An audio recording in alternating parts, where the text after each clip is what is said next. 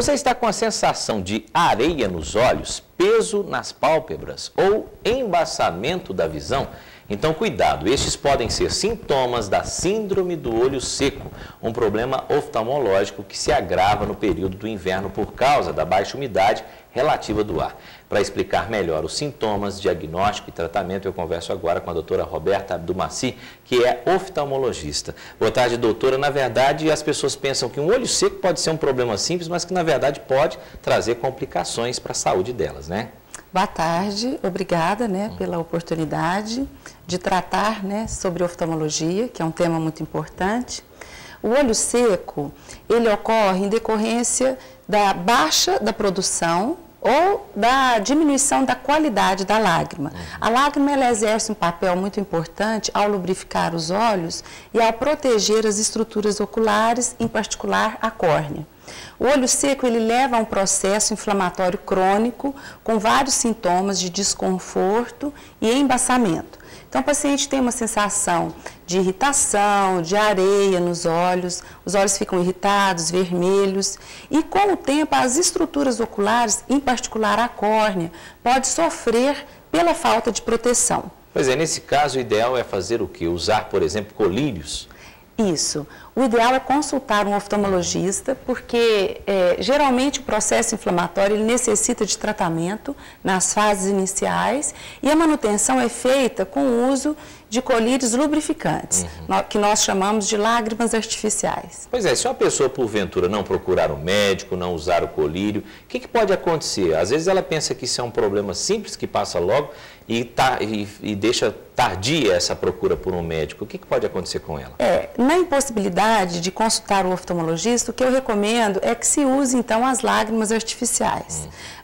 Agora, vários colírios têm efeitos colaterais muito sérios. Então, é muito importante que o paciente saiba que realmente são somente lágrimas artificiais. É importante que não faça uso de corticoides ou outros anti-inflamatórios não hormonais, que são lesivos e podem trazer efeitos colaterais sérios para o olho. Quer dizer, ao contrário do que muita gente pensa, né, doutora? A lágrima não serve só para chorar ou de alegria ou de tristeza.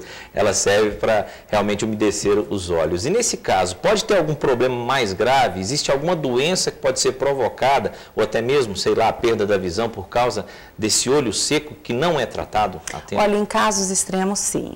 A córnea pode sofrer um processo de ulceração, então as úlceras corneanas, e isso pode agravar-se, levando eventualmente com outras complicações, como infecção dessa úlcera, até a perda da visão e até mesmo do globo ocular. Então esse processo é um processo, nessa fase, desta forma, é raro, porque habitualmente se trata, antes de chegar a esse ponto.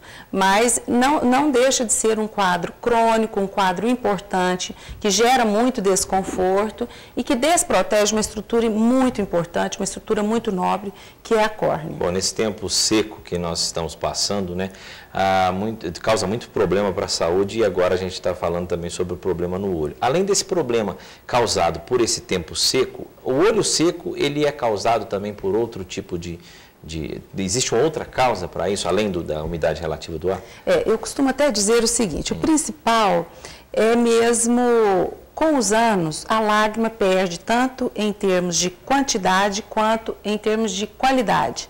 Então, ao envelhecer, nós diminuímos a produção da lágrima e ela também perde em qualidade. Eu até costumo dizer o seguinte, é só observar o olhar de uma criança, como que tem brilho, e aquilo é lágrima de qualidade boa. Ao envelhecer, aquele olhar mais... que é um olhar diferente, nós distinguimos facilmente, é por falta de lágrima. Essa é a causa mais comum. Agora, existem várias doenças, principalmente a síndrome de Sjögren, que é uma doença autoimune, onde os anticorpos atacam, então, as glândulas produtoras da lágrima e outras. E também o uso de alguns medicamentos, alguns antidepressivos, antialérgicos e até mesmo antihipertensivos, que são medicamentos utilizados para diminuir a pressão arterial. Tá certo. Doutora, muito obrigado pelas dicas e pela participação aqui com a gente. Eu é que agradeço. Só gostaria de dizer o seguinte, o recomendado é piscar. Então, muito cuidado ao utilizar muito computador, porque quando estamos atentos, piscamos menos. Piscar mais, diminuir o ar-condicionado e usar os lubrificantes. Às vezes a gente nem percebe, mas a gente tem que piscar mesmo mais. Obrigado, doutora. Logo depois do intervalo, a chance de se tornar cineasta. Você vai saber os detalhes de um concurso que pode transformar sua história em filme. E ainda um ciclista de São Paulo quer levar a bandeira de Uberlândia para o estádio do Maracanã na Copa do Mundo em 2014. TV Notícias volta rapidinho.